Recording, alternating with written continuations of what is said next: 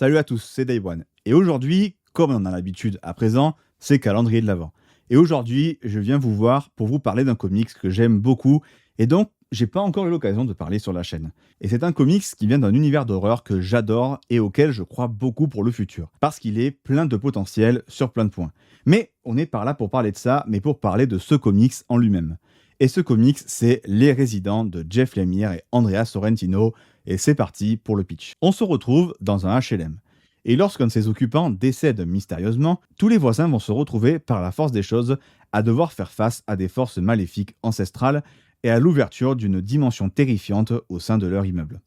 S'ils veulent s'en sortir, ils vont devoir se serrer les coudes, mais il faudrait déjà comprendre où est la sortie. J'adore le mythe de l'ossuaire, qui est donc l'univers dont fait partie Les Résidents, avec ses deux grands frères, Le Passage et aussi des milliers de plumes noires, que évidemment je recommande.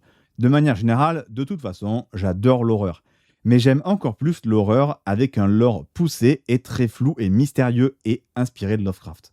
C'est de très loin mon genre d'horreur préféré et après avoir pondu le chef-d'œuvre Gideon Falls, Jeff Lemire et Andrea Sorrentino ont lancé leur propre univers d'horreur. Et le dernier sorti à la date de cette vidéo est donc Les Résidents. Et bordel, j'adore ce comics. À commencer par son aspect mystérieux.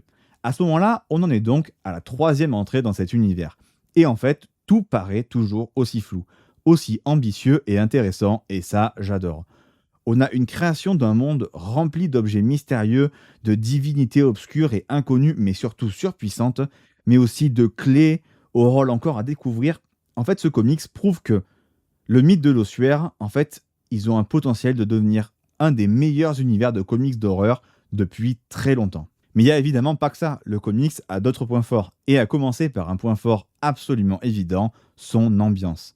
Ici, on a une ambiance à la fois oppressante, mais aussi fascinante, portée par la synergie unique de son scénariste et de son dessinateur. En fait, l'aspect claustrophobique de l'intérieur du HLM tranche radicalement avec les immenses espaces du fameux univers qui vient de s'ouvrir.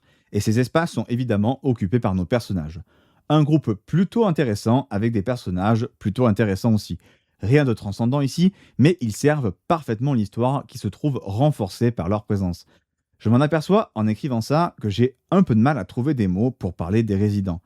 Un peu en fait à l'image de Okae dont j'ai parlé dans le calendrier de l'Avent, c'est plus une affaire de ressenti de lecture pour moi.